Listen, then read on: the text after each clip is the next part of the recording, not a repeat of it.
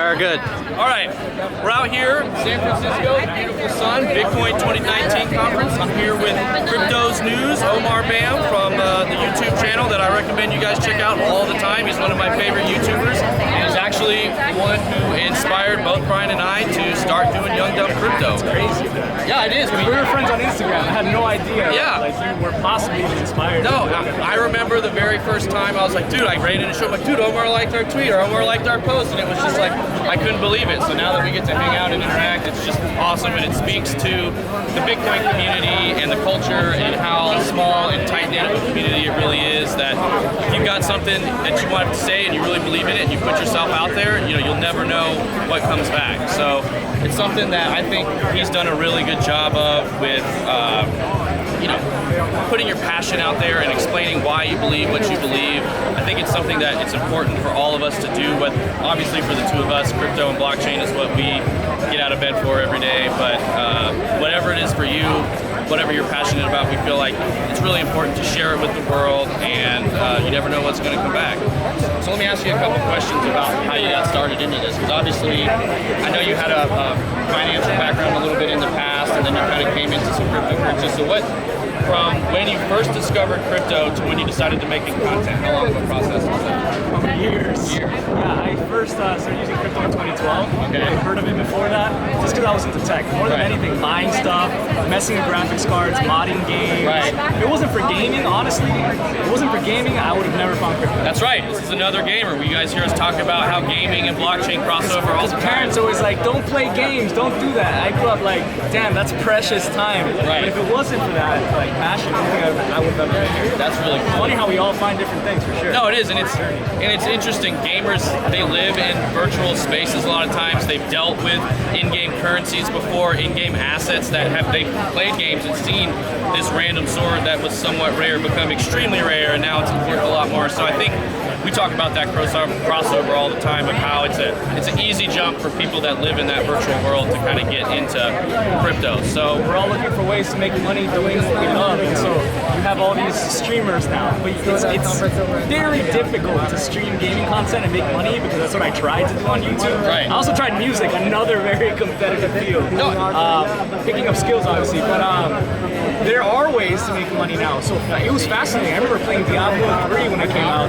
They had a live auction house where you actually had real money that you could sell objects for that you found in the game, like the first year or something. That's crazy. Yeah, I found an axe playing for like 60 hours the first week. I sold for $130. there you go. Blizzard took a huge 50% cut of it.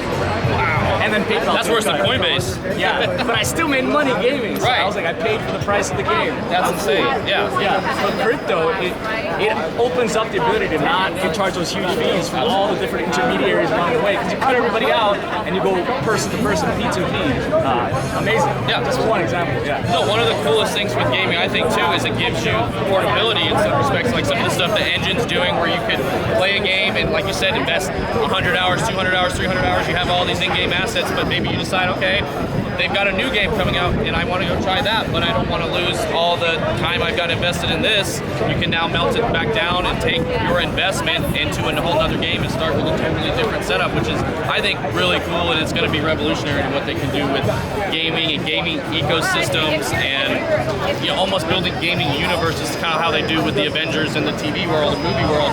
You'll have a game universe where you've got this hero over here, this hero over here, this hero over here. You can play in all these different games, and then you can take all those assets into the Avengers game where it's everybody's together. As someone who follows the industry like so much, I first found it troubling to imagine how Engine would succeed, because I know the gaming companies don't want people to be able to transfer assets because they want you to buy them all over again in whatever other game. But I actually think that's one of the problems with the companies, is that they lose sight of what's most important, which is the customer, the gamer, what they're experiencing. The end user, yeah. The end user.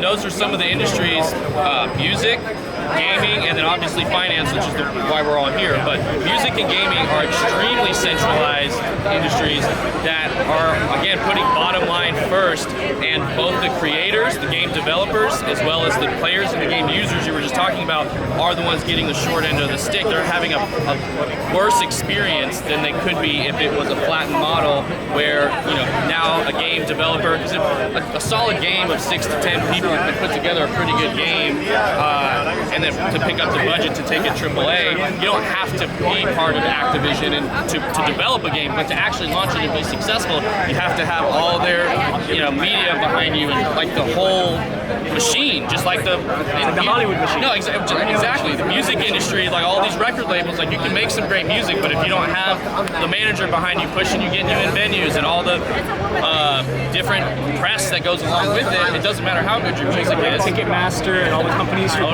work with the actual performance arenas as well. Exactly. You can't get in there. It's a racket. It's a racket. It really is. It's what happens when centralization becomes too big for too long. It becomes ripe for corruption. It's too easy for the people with too much power within the system to work it for their own favor. And we really believe that's what blockchain is going to do, is flatten a lot of different industries. And part of why we started Young Dumb Crypto was for specifically that creative audience, like people that, my friends that are video game designers and musicians, that told me when I said, oh, you guys got to learn about blockchain, this is going to be great for you. Like, I wish I had the skill sets you have, because you guys are going to kill it in the future. And they're like, wait a minute, I'm not a tech guy. This doesn't apply to me. I'm not into computers. It's too complicated. And so we were like, no, it's not. I promise, just take a look and see how it applies to your industry. You will definitely see where it's going to go. Now, it's going to take time. We're still building the infrastructure and the tools, but with the way technology advances every couple of years, I don't think it's 4 years away before it's not out of the realm of possibility to really easily have a music album that's a collaboration from 15 different musicians all over the world that all work and have their own IP, that no matter, somebody downloads that song for 99 cents, they all get their own cut immediately. It doesn't have to run through all the labels and writers and publication houses and all that stuff. Yeah, these conferences are such a great place to connect with other people too, because I always hear the insiders at the conferences, the insiders who know what's going on. But it's like, you're an insider if you just come out. Exactly. This idea of insiders, you just gotta participate before it gets difficult. As the market starts climbing, it's harder to get access to a lot of people that you see here. I've seen it before. So many people are trying to reach them.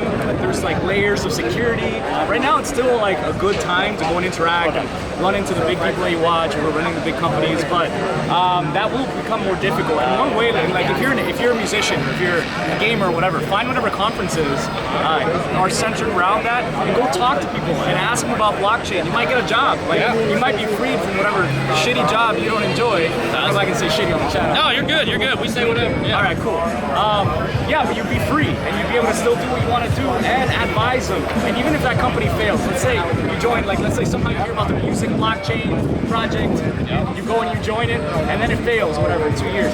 How much experience did you get? Right. How can you carry that forward and say, I learned how the SEC took us down. Exactly. I'll help you avoid it. And all the people, like you just said, all the network and the community and the people you meet. I keep saying this. I've been saying it all weekend, and I just can't get over it. We will never again be in a community this small in an industry this big. Right now it's a small industry, but in the next couple of years, this industry is going to be massive. It's going to be one of the bigger industries in existence. And right now, the community is very small and very welcoming and inviting. And like you said, just get out here, come out, talk to people, ask questions, learn some stuff. Thanks for having me on, bro. No, we really appreciate it, dude. Keep up all the great work. You too, man. Awesome. Killed it. You did a great job. So was it similar on our channel, the stuff you said? We talked about some